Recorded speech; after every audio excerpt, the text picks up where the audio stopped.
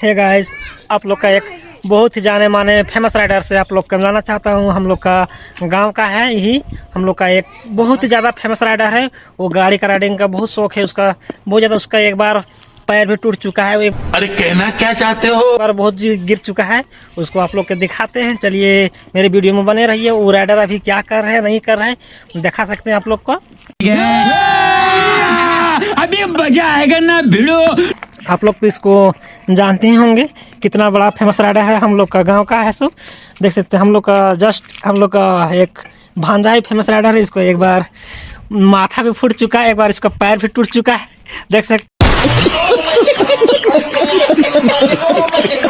जो घर में रहता है इसको हो जाता है कुत्ता जैसा हाल हो जाता है। देख सकते हैं।